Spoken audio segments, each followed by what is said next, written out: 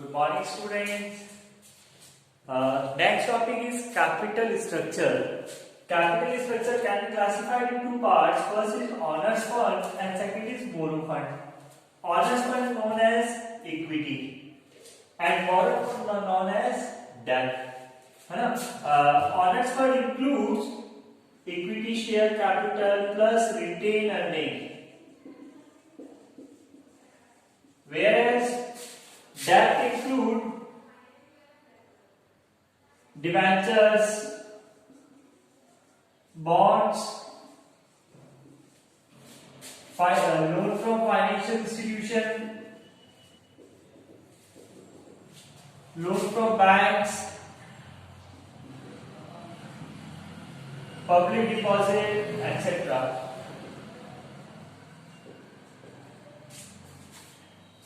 यानी हम लोग अगर बात करें, अगर हम इंटरनल सोर्सेज से अगर अपन फंड जनरेट करते हैं तो इसका हमारा क्या हो गया, ऑनर्स फंड, यानी इक्विटी का पार्ट हो गया, इक्विटी शेयर कैपिटल और रिटेन अर्निंग। और अगर हम लोग मार्केट से अगर बोरो करते हैं, यानी like debentures, bonds, loan from bank, loan from financial institution, public deposits, it's called borrowed fund, है ना।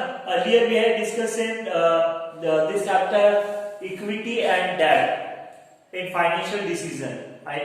आई थिंक अपने को क्लियर हो गया था वहां कि हमारे पास इक्विटी क्या है, डेट क्या है ना। नाउ अब हम बात करें कि हम लोग कितना इक्विटी इशू करें और कितना डेट इशू करें, यानी कि generally decide the proportion of equity और डेट। अगर हम डेट ज्यादा इशू करते हैं तो भी हमारे लिए खतरनाक, और अगर हम इक्विटी ज्यादा इशू करते हैं तो भी हमारे लिए प्रॉब्लम क्रिएट होती है ना।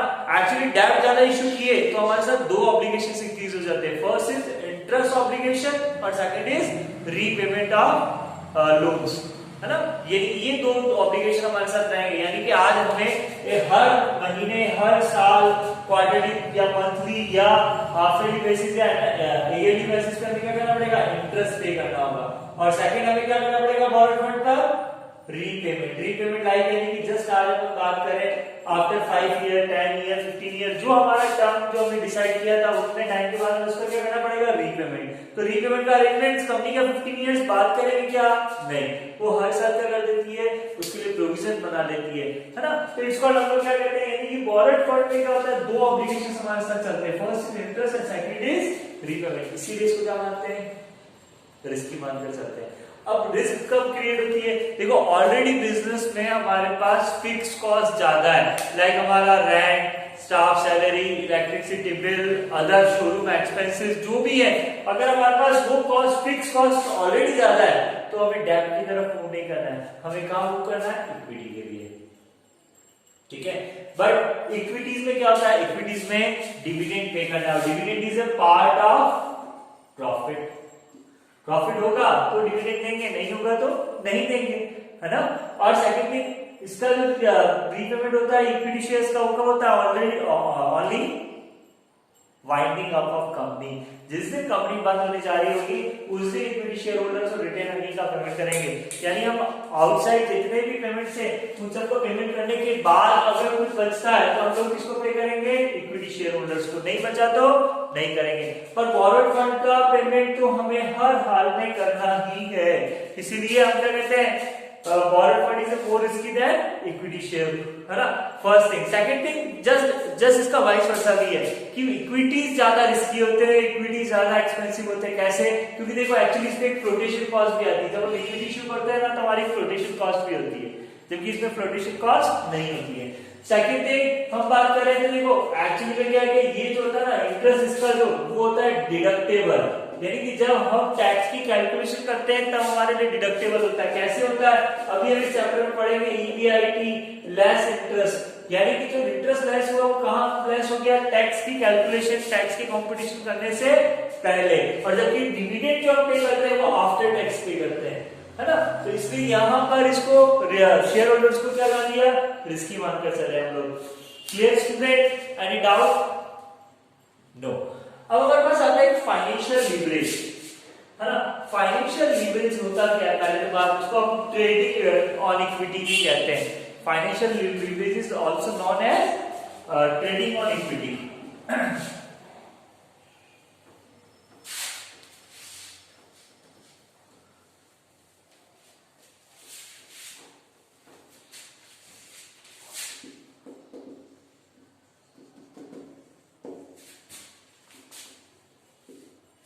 या इसको अपन कह सकते हैं ट्रेडिंग ऑन इक्विटी।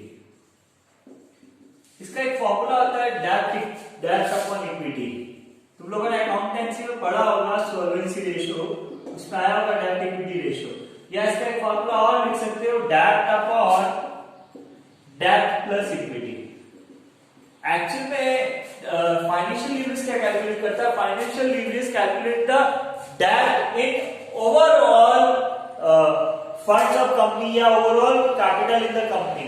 यानी कैपिटल स्ट्रक्चर में हमारे पास दो चीजें हुई, हमने अभी देखा ना, जैसे कैपिटल स्ट्रक्चर को हमने देखा तो क्या देखा, टू पार्ट्स में किया, इक्विटी और डेब्ट। यानी कि अगर हम लोग कोई फंड्स जनरेट करना चाहते हैं फर्म में, कंपनी में, तो कहां से ला सकते हैं? या तो इक्विटी के थ्रू ले आए या किसके थ्रू ले आए? डेब्ट के थ्रू ले आए। यानी डेब्ट प्लस इक्विटी। तो ये करेंगे यानी कि आज कंपनी का जो स्ट्रक्चर है वो डेब्ट और इक्विटी से बना हुआ है।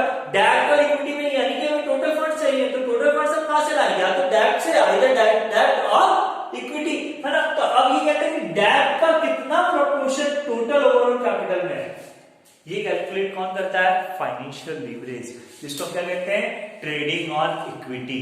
यानी हम लोग इक्विटी पर कितना ट्रेडिंग कर चल रहे हैं, यानी कितना प्रपोर्शन डेब्ट का हमारी टोटल कैपिटल में है, ये हमें कैलकुलेट करने के लिए क्या कहते हैं हम लोग उसको? फाइनेंशियल लीवरेज या ट्रेडिंग ऑन इक्विटी, है ना। अब हमें यही डिसाइड करना है स्टूडेंट, इसको फाइनेंशियल लीवरेज या ट्रेडिंग और उसको हम लोग एक कुछ प्रैक्टिकल क्वेश्चन के साथ हम डिस्कशन करते हैं कि प्रैक्टिकल क्वेश्चंस के साथ कैसे करें इसको, है ना। तो उसको बहुत ध्यान से समझना कि हम लोग कब डेब्ट इशू करें और कब इक्विटी इशू करें।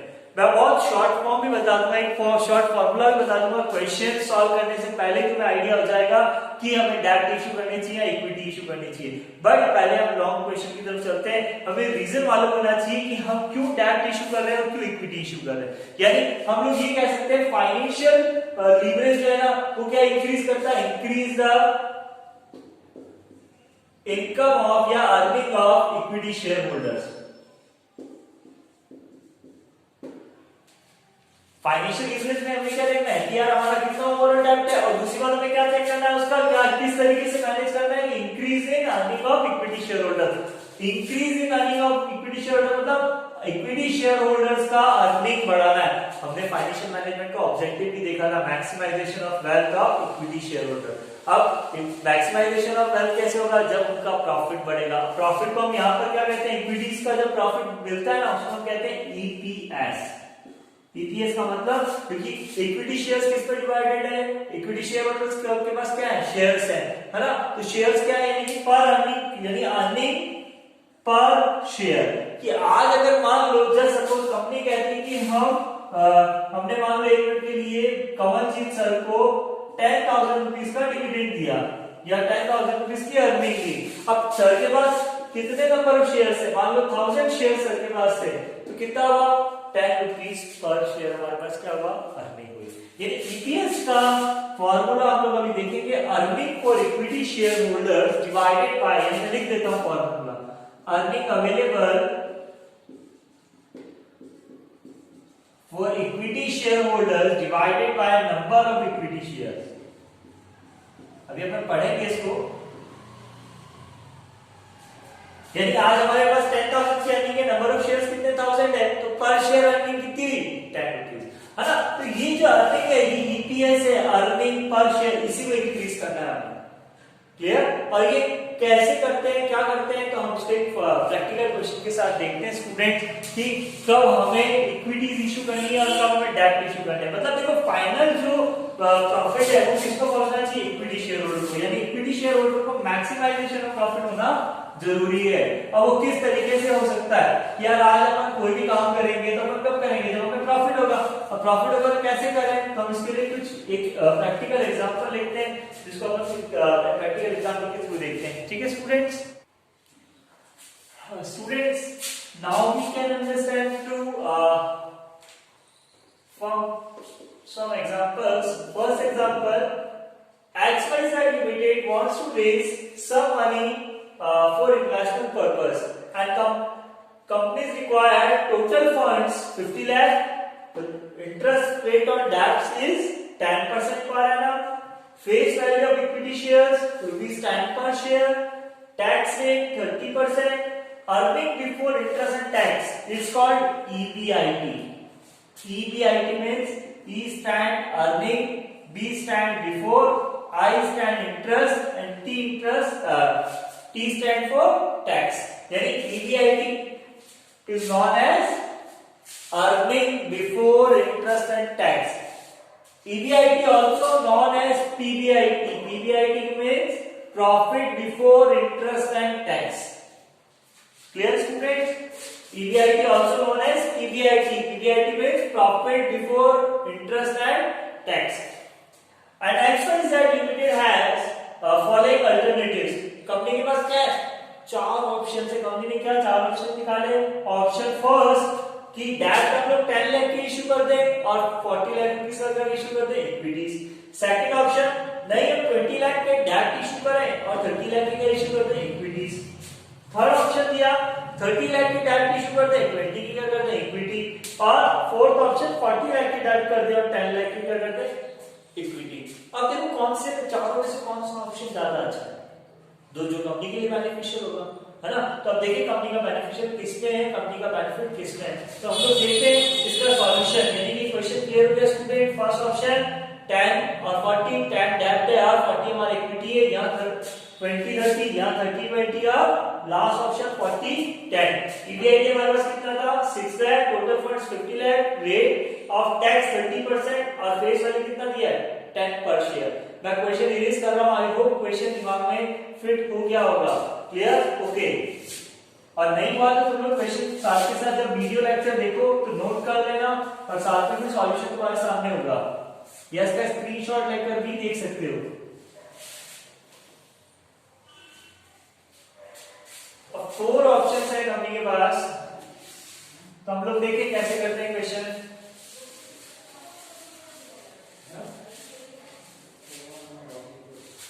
Option first, option second, option third, option fourth. It's called particular. EBIT first option क्या था यार students, debt equity. First option क्या कह रहा है डेट इक्विटी का 10 लाख 40 लाख, याद है. सेकंड ऑप्शन में क्या कह रहा है 20 30. थर्ड क्या कह रहा है बेटा 30 40, सॉरी 30 20 और लास्ट हमें 40 10. यही था हमारे पास. डेट कितने हमारे पास 10% डेट है. टैक्स रेट कितनी है 30%. Clear student, okay. First EBIT हर सिचुएशन में कितना है 6 लाख, चाहे ऑप्शन फर्स्ट हो, चाहे ऑप्शन सेकंड हो, चाहे थर्ड हो, चाहे फोर्थ हो. यानी हमारे पास EBIT हमारे पास 6 लाख है. सबसे पहले हमें क्या लेस करना है इंटरेस्ट. इंटरेस्ट लेस करेंगे तो क्या हो जाएगा EBT means earning before tax. EBT क्या जाएगा स्टूडेंट्स अर्निंग बिफोर टैक्स. तो देखो डेट कितना है हमारे पास 10 लाख. 10 लाख का 10% कितना होगा 1 लाख. यहां 2 लाख, यहां 3 लाख और यहां 4 लाख. कैसे आया स्टूडेंट, तो देखो 10 लाख का 10% 1 लाख, 20 लाख का 10% 2 लाख, 30 लाख का 10% 3 लाख, 40 लाख का 10% 4 लाख. अब तुम कहोगे सर 10% कहां से लाया? तो देखो डेट रेट जो थी, रेट ऑफ इंटरेस्ट कितना था 10%. क्वेश्चन में गिवन था ना. अब हमारे पास क्या बचा EBT कितना बचेगा 6 माइनस 1, यानी हमारे पास बचेगा 5 लाख रुपीस का EBT बचेगा. सेकंड ऑप्शन में 6 माइनस 2 यानी 4 लाख का. थर्ड ऑप्शन में 6 माइनस 3 लाख और last option 6 lakh minus 4 lakh यानी 2 लाख का EBT. अब हमें क्या लेस करना है स्टूडेंट टैक्स. टैक्स की रेट क्या है हमारे पास 30%. क्वेश्चन में गिवन था, है ना. अब टैक्स किसका लगाएंगे EBT का टैक्स लगेगा. EBT कितना 5 लाख. 5 लाख का 30% कितना आएगा 150, है ना. 4 लाख का 30% कितना आएगा 120. अब 3 लाख का 30% कितना आएगा 90 और 2 लाख का 30% कितना आएगा 60. ये तो आएगा हमारे पास. ये क्या होगा अर्निंग आफ्टर टैक्स. EAT जो लिखा है इसको कहते हैं हम लोग अर्निंग आफ्टर टैक्स। कितना बचेगा 5 माइनस 150 सॉरी 150 में कितना बचेगा 350, यहाँ बचेगा हमारे पास 280, यहाँ बच जाएगा 210 और लास्ट ऑप्शन में बचेगा हमारे पास 140। अब देखो सबसे ज्यादा अर्निंग कहाँ जनरेट हो रही है, तुम लोग कहोगे सर फर्स्ट ऑप्शन सही है ना, एक कहोगे या नहीं कहोगे, क्यों, क्योंकि सर सबसे ज्यादा अर्निंग कहाँ बची हमारे पास ऑप्शन फर्स्ट में यानी 350, सेकंड पे कम है, थर्ड में और कम हो गई, फोर्थ में जाके तो और ज्यादा कम हो गई। तो सर हमें तो किसके लिए मूव कर लेना चाहिए, फर्स्ट ऑप्शन के लिए मूव कर लेना चाहिए। जस्ट वेट, फर्स्ट ऑप्शन नहीं आएगा है ना, इसमें फोर्थ ऑप्शन आएगा। कैसे, तो देखते हैं हम लोग। हमने क्वेश्चन में क्या कहा था, देखो फाइनेंशियल लीवरेज जनरेट करने कैलकुलेट करने का फॉर्मूला था डेब्ट अपॉन इक्विटी या डेब्ट अपॉन डेब्ट प्लस इक्विटी, और उसका मोटिव क्या है, उसका मोटिव है कि maximization of earning of equity share holder. अब अर्निंग हमने किसमें कही, हमने अर्निंग के लिए कहा क्या कैलकुलेट करना पड़ता है, ईपीएस। ईपीएस मतलब अर्निंग पर शेयर। अब अर्निंग पर शेयर कैलकुलेट करें तो अर्निंग पर शेयर का फॉर्मूला क्या होगा, earning available for equity share holder, यानी इसको कहेंगे earning after tax divided by number of equity shares. अब तुम कहोगे sir number of equity share question में गिवन नहीं है ना, तो हम कैसे कैलकुलेट करें, तो देखो कैसे कैलकुलेट करोगे, तो हमारे पास इक्विटी कितनी है 40 लाख की, तो नंबर ऑफ इक्विटी शेयर्स निकालने का तरीका क्या होगा, नंबर ऑफ इक्विटी शेयर्स तुम निकाल सकते हो 40 लाख रुपीस का हमारे पास नंबर इक्विटी कैपिटल है, फेस वैल्यू कितना है 10 लाख, तो इक्विटी शेयर्स कितने हो बेटा 4 लाख। इस कंडीशन में इक्विटी कितनी है हमारे पास 30 लाख, तो 30 लाख डिवाइडेड बाय हमारे पास कितना हुआ 10 रुपीस का, तो हमारे पास नंबर ऑफ इक्विटी शेयर्स कितने आ जाएंगे 3 लाख। यहाँ हमारे पास इक्विटी कितना है 20 लाख, 10 रुपीस का फेस वैल्यू है, तो यहाँ नंबर ऑफ शेयर्स कितने हो गए 2 लाख। यहाँ हमारे पास कितना है 10 लाख रुपीस का और फेस वैल्यू कितना है 10, तो नंबर ऑफ इक्विटी शेयर्स कितने हो जाएंगे स्टूडेंट 1 लाख। क्लियर। अब यहां हमें ईपीएस कैलकुलेट करना है, ईपीएस कैलकुलेट करने के लिए क्या होगा 350 डिवाइडेड बाय 4 लाख, यही होगा। यहां क्या आ जाएगा 280 divided by 3 lakh, 210 divided by 2 lakh, number of equity share 2 lakh है। यहां क्या आ जाएगा 140 डिवाइडेड बाय 1 लाख, तो देखो इसका तो आ जाएगा अर्निंग पर शेयर 1 रुपीज 40 पैसा, इसका आ जाएगा 1 रुपीज 5 पैसा। इन दोनों का हम कैलकुलेट कर लेते हैं है ना, लाइक 280 डिवाइडेड बाय 3 लाख,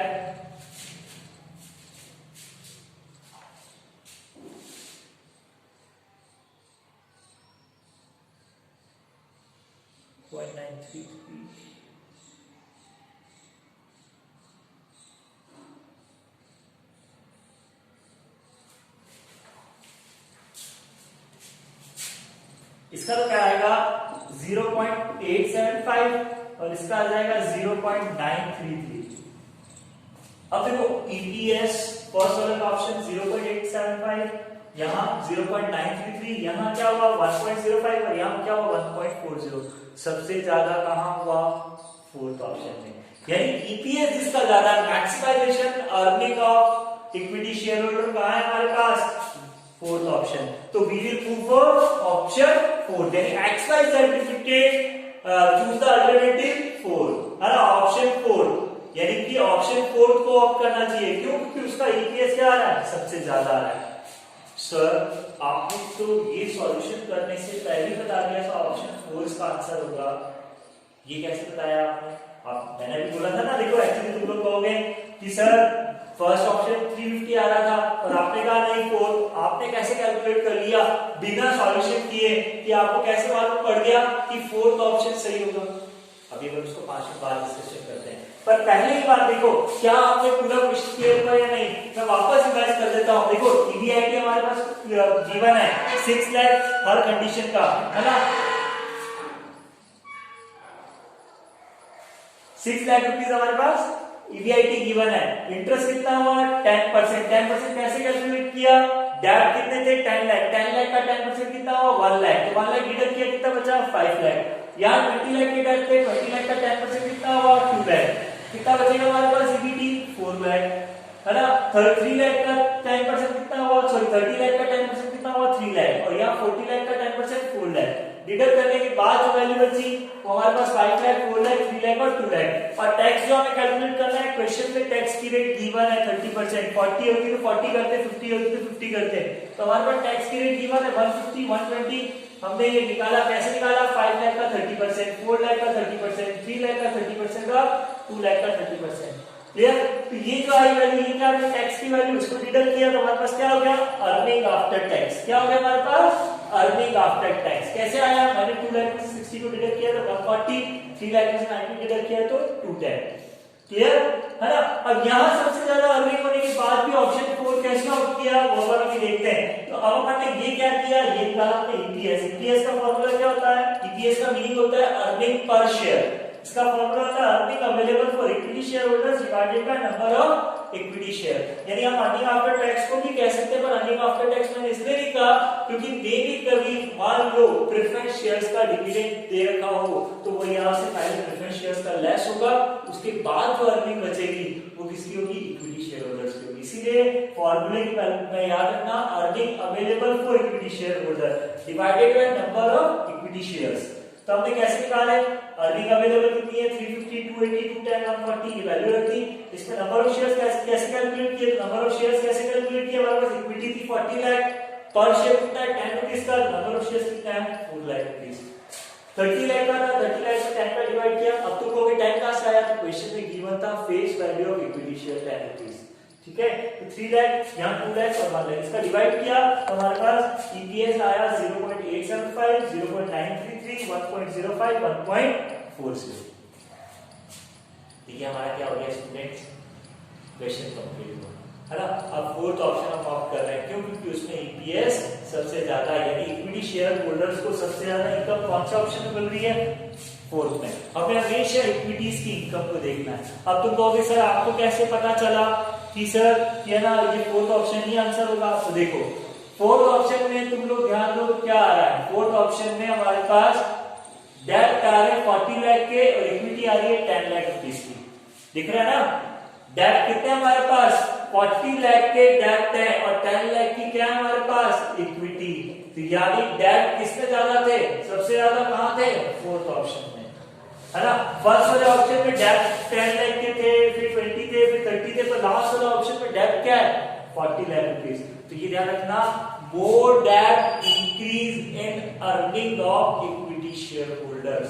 चाहो तो लिख लो, क्या बोला मैंने, क्या कंक्लूजन निकला, students, more debts increase in earning of equity share holders, यानी जहां ज्यादा टैक्स होंगे वहां इक्विटीज की अर्निंग भी क्या होगी, ज्यादा होगी। यानी वापस बोल रहा हूं, I repeat, more debt increase in earning of equity share holders, यानी कि जहां कंपनी के डेट ज्यादा होंगे वहां उसकी अर्निंग क्या होगी, इक्विटी शेयर होल्डर की ज्यादा होगी। क्लियर,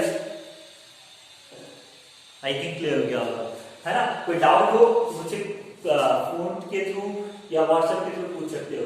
आई होप बिल्कुल क्लियर हो गया होगा ये practical question.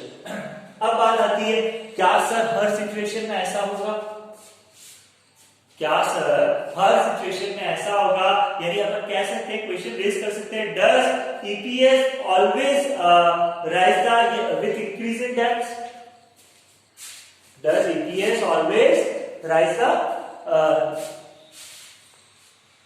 With increasing in debt, यानी कि डेट ज्यादा इश्यू करेंगे तो ही हमारा ईपीएस इंक्रीज होगा। क्या इस बात से हम लोग बात हमेशा एग्री हो जाएंगे सर, मेरी बात समझ में आ रही है नहीं। मैंने क्या कहा, more debt increase in earning of equity share holders, तो क्या हमेशा ऐसा होगा, does EPS always depended on more debts, क्या ज्यादा डेट्स होंगे तो ही ईपीएस इंक्रीज होगा।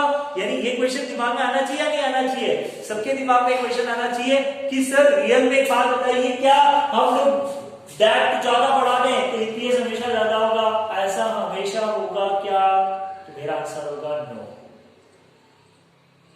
नो, ये बात हमेशा ध्यान रखना नहीं, ऐसा क्यों, ऐसा कब होगा?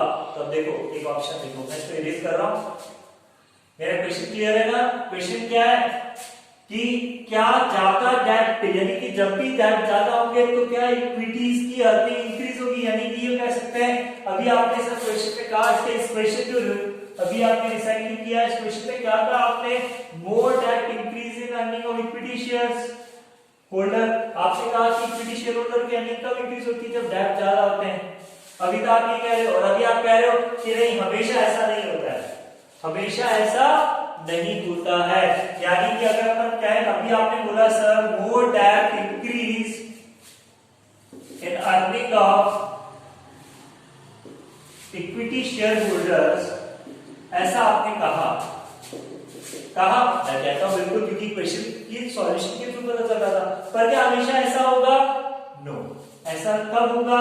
When ROI is greater than cost of debt। ऐसा कब होगा? जब ROI ज्यादा होगी। किससे ज्यादा होगी? कॉस्ट ऑफ डेब्ट से। अब सब ROI मीनिंग क्या हुआ? ROI का मतलब हुआ रिटर्न ऑन इन्वेस्टमेंट। ROI का मीनिंग क्या हुआ? Return on investment. क्लियर है ना? यानी कि हम बात करें ऐसा कब होगा student? ROI is greater than cost of डेब्ट। अब कॉस्ट ऑफ डेब्ट क्या हुई? ROI का मीनिंग तो अभी आपने बताया sir, ROI means return on investment, और कॉस्ट ऑफ डेब्ट का मतलब क्या हुआ? यानी कि रेट ऑफ इंटरेस्ट ऑन डेब्ट। जो अपन 10% इंटरेस्ट पे कर रहे थे ना बेटा, वो हमारी क्या थी? कॉस्ट ऑफ डेब्ट थी। वो हमारे लिए क्या थी? कॉस्ट ऑफ डेब्ट, है ना? अब अपन क्या करें? ROI is greater then. अब सर ROI कैसे मालूम पड़ेगा कि ROI कैसे निकालते हैं? इसका कोई फॉर्मूला होगा? बिल्कुल है। ROI का फॉर्मूला है EBIT divided by capital employed into 100। यानी अपन फॉर्मूला देखें तो ROI equals to EBIT upon capital employed multiply 100। यानी प्रीवियस क्वेश्चन की बात करो तो हमारे पास EBIT कितना था? 6 लाख, और कैपिटल एम्प्लॉयड का फॉर्मूला क्या होता है? डेब्ट प्लस इक्विटी। तो डेब्ट प्लस इक्विटी कितना रिक्वायर्ड था फंड में? 50 लाख। मल्टीप्लाई कर लो 100, कितना आएगा? 12%। कितना आएगा? 12%। यानी ROI कितनी होगी? 12, और कॉस्ट ऑफ डेब्ट क्या है? 10। क्या ज्यादा हुई? ROI ज्यादा हुई। 12% हमारा ROI है। लास्ट क्वेश्चन के सॉल्यूशन कर रहा हूं अभी, लास्ट क्वेश्चन को ही मैं बेस लेकर चल रहा हूं। लास्ट क्वेश्चन में ROI कितना हुआ? 6 लाख का EBIT था, और कैपिटल एम्प्लॉयड मतलब डेब्ट प्लस इक्विटी, टोटल फंड्स कितने रिक्वायर्ड थे? 50 लाख, मल्टीप्लाई 100 तो 12% हुआ। तो ROI 12% आ रहा था, कॉस्ट ऑफ डेब्ट क्वेश्चन में जो गिवन था वो कितना था? 10%। तो क्या आ जाता है? ROI। तो मैंने क्या कहा? ROI is greater then 10%। यानी कि जब भी ROI ज्यादा होगा और हमारे पास कॉस्ट ऑफ डेब्ट कम होगा, तो हम लोग हमेशा क्या कहेंगे? मोर डेब्ट increase in earning of equity share holders. यानी कि ज्यादा डेब्ट क्या करेंगे? EPS इंक्रीज करेंगे, अर्निंग पर शेयर इंक्रीज करेंगे। मैंने ये जो फॉर्मूला इसी बिहाफ पर, ये इस कॉन्सेप्ट के बिहाफ पर ही मैंने फोर्थ ऑप्शन लिया है ना? इसी, क्योंकि दिमाग में क्या था? मेरे दिमाग में क्या था? ROI मेरे दिमाग में थी कि 12% आ रही, क्योंकि मैंने पहले ही कैलकुलेट कर ली थी, है ना? तो तुम लोग भी जब क्वेश्चन करोगे ना, तब तुम्हें बिल्कुल क्लियर हो जाएगा कि ROI क्या होगा। ROI अगर ज्यादा है तो हमेशा ध्यान रखना, डेब्ट जिस ऑप्शन में ज्यादा है उस ऑप्शन का आंसर हमें उस ऑप्शन को ऑप्ट कर लेना चाहिए, है ना? अब बात आती है कि सर अगर मान लो जस्ट 1 मिनट के लिए मान लिया ROI कम है और कॉस्ट ऑफ डेब्ट ज्यादा है ना? ऐसा भी तो हो सकता है सर, अगर ये सिचुएशन भी तो हो सकती है ROI is lesser than cost of डेब्ट। यानी कि मान लो कॉस्ट ऑफ डेब्ट हमारी 10% है ना? ROI हमारा 8% आ जाए तो क्या करोगे तब? यानी कि तब क्या करोगे? तो हम क्या करेंगे बेटा? तब जस्ट इसका वाइस वर्सा हो जाएगा, यानी more equity increase in equity share holders, है ना? More equity increase in earning of equity share holders. उस केस में हमें डेब्ट कम से कम इश्यू करने और इक्विटी ज्यादा से ज्यादा इश्यू करनी है। अब मेरे ख्याल से कुछ बच्चों को तो क्लियर हो गया होगा। अब कुछ बच्चों को लग रहा होगा सर ये आरओआई कॉस्ट ऑफ डेब्ट, आरओआई कॉस्ट ऑफ डेब्ट क्या कर रहे हो, कुछ समझ में नहीं आ रहा। आरओआई का मतलब रिटर्न ऑन इन्वेस्टमेंट, मतलब जो पैसा मैं घर से लाया जो मेरा इक्विटी का पैसा है उससे मुझे कितना जनरेट हुआ, कितनी अर्निंग हो रही है, तो उससे अर्निंग हो रही है 12%। यानी अगर मैं आज घर का पैसा यूज करता हूं तो मुझे कितना परसेंट मिलेगा, 12% मिल रहा है। और मार्केट से अगर मैं पैसा लेकर आता हूं, डेट का मतलब क्या हुआ, बोरो करता हूं, मार्केट से लेकर आता हूं तो मुझे कितना परसेंट इंटरेस्ट देना है, 10% इंटरेस्ट देना है। यानी अगर हम घर का पैसा यूज करते तो 12% पे काम हो जाएगा, मार्केट से लाते हैं तो 10%। बताओ कौन सा ऑप्शन लोगे? जस्ट सपोज आज मैंने 10 लाख रुपए के इन्वेस्टमेंट कर रखे हैं, वो मुझे 12% दे रहे हैं, है ना, 1% महीने के हिसाब से 12% इंटरेस्ट मिल रहा है। और मार्केट मुझे जिस दिन पैसे की जरूरत पड़ी उस दिन मार्केट से मुझे 9% 10% पे पैसा मिल रहा है, तो मुझे क्या कर लेना चाहिए? खुद का पैसा मंगवाना चाहिए या मार्केट से उठा लेना चाहिए? नेचुरल सी बात है, मार्केट से उठा लो, है ना, क्योंकि मार्केट हमें कितने में अवेल करा रहा है, 10% है, तो भी हमारे पास अर्निंग कितनी बच रही है, 2% बच रही है। क्यों? क्योंकि मुझे मेरी जो अर्निंग है वो 12% है, मार्केट मुझे कितने में दे रहा है, 10%, तो 2% मेरे पास फिर भी बच रहा है। हाँ, अगर ऐसा होता कि नहीं मुझे मेरे पैसे पे तो मार्केट में जिसको मैंने उधार दिया वो तो मुझे केवल 1% ही दे रहा है ना, और मार्केट से मैं 10% ला रहा हूं, तब तो क्या होगा, मैं मूर्ख होऊंगा। मार्केट से पैसे लगाना मूर्ख इंसान हो जाएगा ना, क्योंकि यार खुद के पैसे पे यानी बैंक में पैसा पड़ा हुआ है, बैंक मुझे 8% ब्याज दे रहा है ना, और मार्केट से मैं लोगों को कह रहा हूँ प्लीज मुझे केशव जी, आर्यन जी प्लीज मुझे 5 लाख रुपए दे दो, 10 लाख रुपए दे दो। उन्होंने कहा हम 10% इंटरेस्ट लेंगे, मैंने कहा कोई बात नहीं ले लेना। मैं किसी बैंक के पास जाता हूँ उसको कहता हूँ लोग तो 10% लेंगे, तो कहता हूँ दे दूंगा। मैं बैंक में एफडी करा के बैठा हूँ या कहीं इन्वेस्टमेंट करके बैठा हूँ, जिस जगह मैंने पैसा लगा रखा है, मेरे पास घर का पैसा पड़ा है, उसको तो 8% ब्याज मिल रहा है, मार्केट से 10% लाऊंगा, मूर्ख हुई है नहीं, तब मुझे क्या कर लेना चाहिए, घर का पैसा यूज कर लेना चाहिए। आई होप अब इसके थ्रू कॉन्सेप्ट क्लियर हो गया होगा। मैं वापस रिपीट कर रहा हूँ, अगर हमारे घर के पैसे पे मार्केट से ज्यादा इंटरेस्ट मिल रहा है या उससे ज्यादा इनकम रिसीव हो रही है, तो हमें क्या कर लेना चाहिए, हमें डेब्ट ले लेनी चाहिए, यानी मार्केट से उधार ले लेना चाहिए। और अगर हमें मार्केट में इंटरेस्ट ज्यादा पे करना पड़ रहा है और खुद के पैसे पे इंटरेस्ट कम लग रहा है, तो हमें क्या कर लेना चाहिए, खुद का पैसा, घर का पैसा यूज कर लेना चाहिए। बस यही कॉन्सेप्ट है ना। हमने क्या कहा, ROI is greater than cost of डेब्ट, यानी कि आरओआई ज्यादा है, कॉस्ट ऑफ डेब्ट कम है, तो क्या कर लोगे, यानी कि आरओआई ज्यादा है और कॉस्ट ऑफ डेब्ट कम है, तो सीधी सी बात है किसके लिए मूव करोगे, डेब्ट के लिए मूव करोगे। और अगर आरओआई कम है और कॉस्ट ऑफ डेब्ट ज्यादा है, तो हम किसके लिए मूव कर लेंगे, हम लोग इक्विटी के लिए मूव कर लेंगे। यानी हम कह सकते हैं when ROI is greater than cost of डेब्ट देन मोर डेब्ट विल बी इशूड, है ना। और यहां पर क्या कहेंगे, when ROI is lesser than cost of डेब्ट then more equity is issued, है ना। और हमेशा याद रखना, मोर डेब्ट increase in earning of equity share holders, है ना। यानी अगर कंक्लूजन कहें तो कंक्लूजन क्या निकलेगा, मोर डेब्ट इंक्रीज इन अर्निंग ऑफ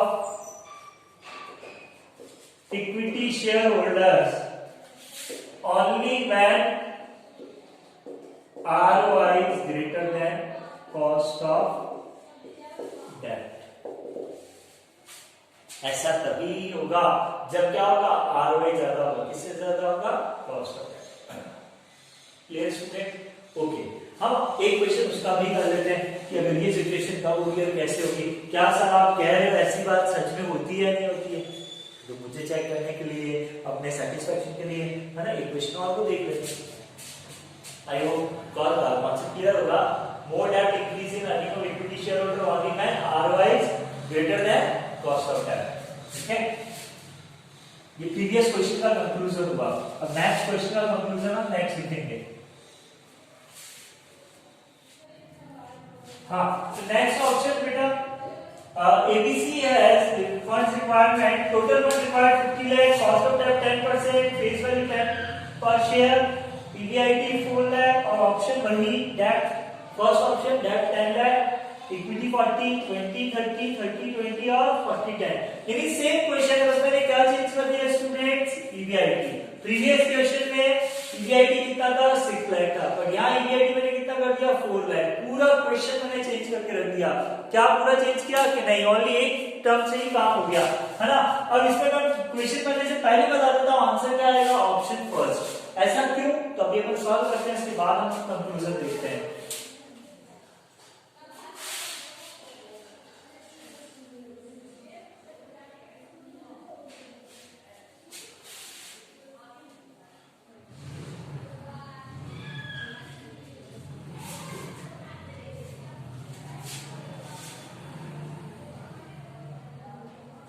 वही उसी तरीके से क्वेश्चन होगा।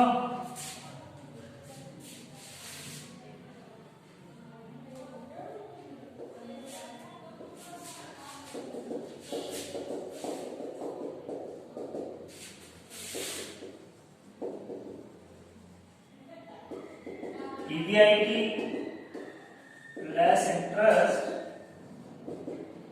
ये आ जाएगा EBT, इसमें से क्या लेस कर देंगे, टैक्स,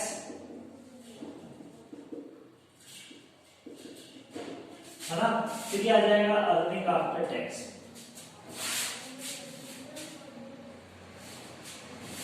सबसे पहले EBIT कितना हमारे पास 4 लाख,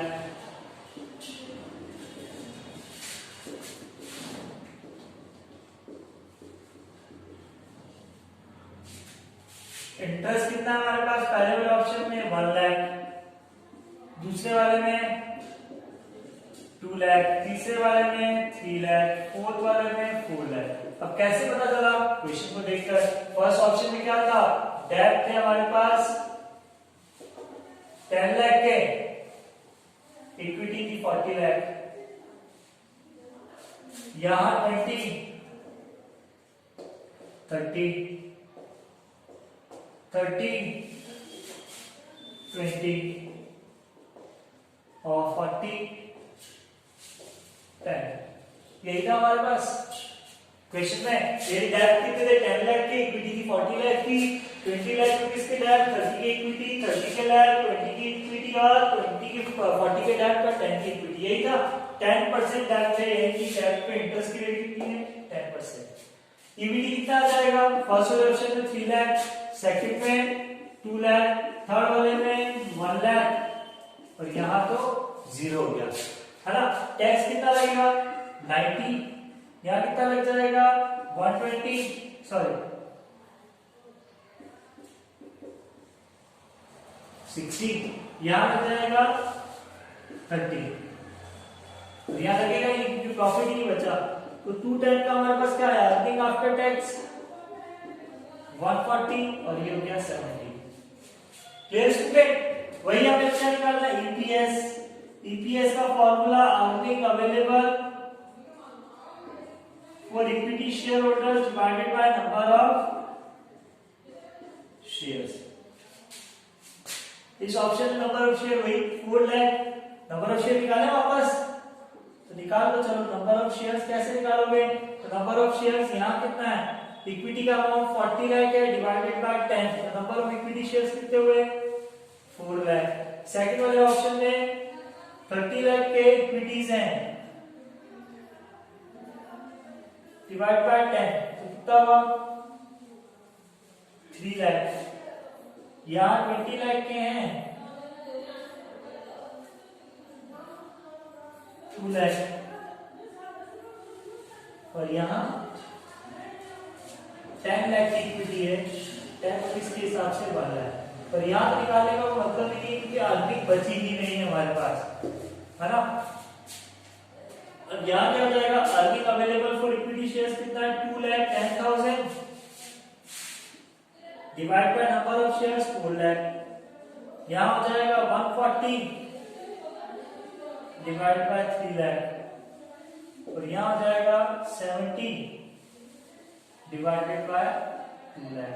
तो यानी इसका आ जाएगा 0.35 और बाकी दोनों को कैलकुलेट कर लेते हैं।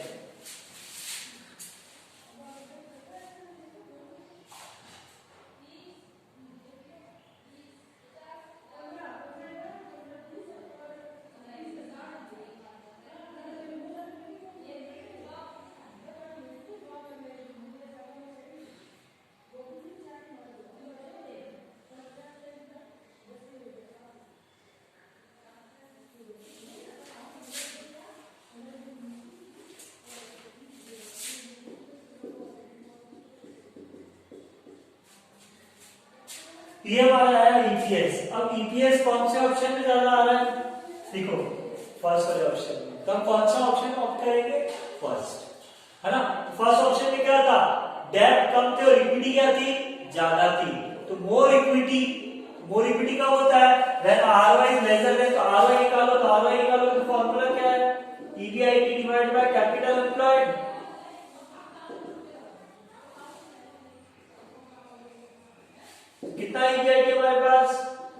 4 लाख। कैपिटल एम्प्लॉयड कितना है 50 लाख, इनटू 100 कर लो, कितना आ जाएगा 8%, यानी आरओआई कितना था 8% था। तो ROI is lesser than cost of debt, यानी कि आरओआई कम थी, इसी वजह से हमने क्या करा, ज्यादा डेट इश्यू करेंगे। तो हमारे पास कौन सा ऑप्शन हो गया स्टूडेंट, फर्स्ट वाला ऑप्शन। आई होप पूरा क्लियर हो गया होगा। सीधा सा कंक्लूजन निकालो तो दो कंक्लूजन निकले, more debt increase in earning of equity share only when ROI is greater than cost of debt. Second is second is, यानी कि अगर हम सीधा ऑप्शन सेकंड लें, when ROI is lesser than cost of debt then more equity issued, ठीक है, यानी more equity issued in earning of equity shares, earning of equity share holders only when ROI is lesser than cost of date. वापस बोल रहा हूं, I repeat, more debt increase in earning of equity share holders only when ROI is greater than cost of debt, or more equity increase in earning of equity shareholder only when ROI is lesser than cost of debt. Clear? यानी कि cost of debt कम है और cost of ROI ज्यादा है, तो हमें debt ज्यादा issue करने, और अगर हमारे पास ROI कम है और cost of debt ज्यादा है तो हमें equity इशू करनी है। आई होप क्लियर हो गया होगा। फिर भी कोई डाउट लगे मुझसे कॉल करके पूछ सकते हो। Thank you so much.